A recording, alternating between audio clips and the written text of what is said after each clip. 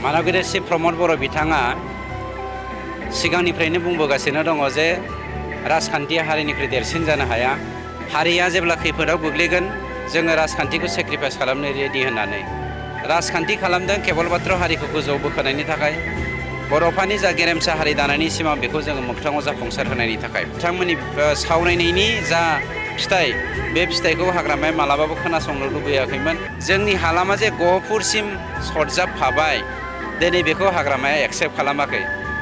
थारैनो गहपुरनि मानसिखौ नाङा ना अनलि माबासिमल' पासनय दैमासिमल' बिटिसिखौ नांगौ बेनि एन्सारखौ रायजो राजाफोरा हाग्रामानाव बिनांगौ। बिथाङा जानो गोसोब्ला जोंनि दरजाया जेब्लायबो खुला, खिन्थु आं बेखौनो मिथिगौ हाग्रामाया बे थखन थुनाय अबस्थायाव इउपिपिएल दोलोजों इउनिटि जानो मालाबाबो फैया। मानगगिरि श्री प्रमद बर' बिथाङा सिगांनिफ्रायनो बुंबोगासिनो दङ जे राजखान्थिया हारिनिख्रुइ देरसिन जानो हाया। हारिया जेब्ला खैफोदाव गोग्लैगोन जोङो राजखान्थिखौ सेक्रिफाइस खालामनो रेडि होननानै आरो थारैनो दिनै जोङो जुदिअ राजखान्थि हान्जायाव दङ आरो सरकारनि जोङो दैदेनगिरि जानानै बा सामलायगिरि जानानै जोङो दङब्लाबो मोनसे बाथ्राखौ बुंगोन, जोङो राजखान्थि खालामदों केवल मात्र हारिखौ गोजौआव बोखोनायनि थाखाय बर'फोरनि जा गेरेमसा हारि दानायनि सिमां बेखौ जोङो मोगथाङाव जाफुंसार होनायनि थाखाय। मोनसे बाथ्रा बिथाङा होनदों खौसेथि जानायनि। दिनैनिफ्राय बोसोरसे सिगां जोंनि इउपिपिएल दोलोनि नारसिननायावनो खौसेथिनि बाथ्राया सोलिदोंमोन। जों बयबो मिथिखागौ मैया मानगगिरि जोंनि बा आगुनि डेपुटि चिफ खाम्फा बरग'यारिया जा बाथ्रा बुंदों बिथाङा सैथोखौनो बुंदों। बिथांमोनखौनो दायथ' होदोंमोन हाग्रामाया सावरायनो, नाथाय बिथांमोननि सावरायनायनि जा फिथाइ बे फिथाइखौ हाग्रामाया मालाबाबो खोनासंनो लुबैयाखैमोन। बेखौ जोंनि खुगाजों जों बुङा, मानोना जों मोनथिजोबलायखायो। खिन्थु मोनसे बाथ्राया दिनै सोमोनांथाव, बिथाङा जे इउनिटि जानो गोसो गैया बा बर' हारिखौ इउनिटि खालामनो नागिरा, बे बाथ्राया बेवहाय सैथो जादों जे बिटिआर जायोब्ला बिटिआरब्ला प्रमद बर'आ चिफ, बिटिसि बा हाग्रामाया चिफ।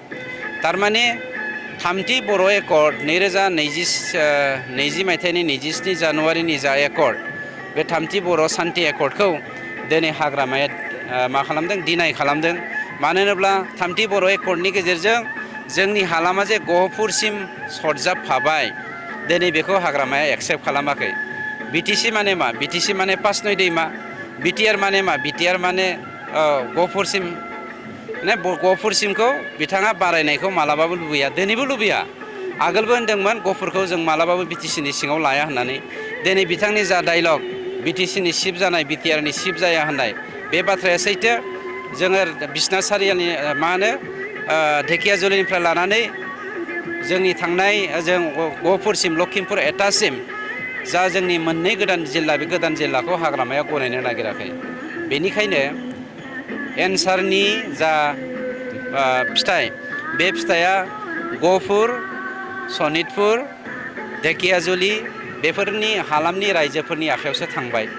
दा बिथाङा थारैनो गहपुरनि मानसिखौ नाङा ना अनलि माबासिमल' पासनय दैमासिमल' बिटिसिखौ नांगौ, बेनि एन्सारखौ रायजो राजाफोरा हाग्रामानाव बिनांगौ। अब्ला बर'फ्रा बा बर'फोरनि दैदेनगिरिफ्रा खौसे जायैनि गुबै जाहोना हाग्रामायानो होनना सानो नामा सार?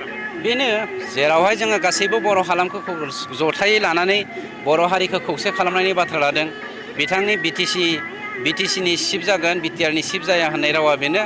गहपुरसिम बर'फोरनि खौसे जानायखौ बिथाङा लुबैया आरो दिनै गासैबो जोंनि माहारियारि आफादफोरखौ लाफानानै बा राजखान्थि हान्जाफोरखौ लाफानानै जथाय जानायनि जा जोंनि इउपिपिएल दोलोनिफ्राय जोंनि प्रप'जाल होनाय, बे प्रप'जालखौ बिथाङा एक्सेप्ट खालामाखै। बेखौ थोंजोङै बा खेंस्लायै बिथाङा बुंथिना होनाय जाखाबाय। बिथाङा जामारनो गोसोब्ला नोंथांमोना मा सानो? बिथाङा जानो गोसोब्ला जोंनि दरजाया जेब्लायबो खुला, खिन्थु आं बेखौनो मिथिगौ हाग्रामाया बे थखन थुनाय अबस्थायाव इउपिपिएल दोलोजों इउनिटि जानो मालाबाबो फैया।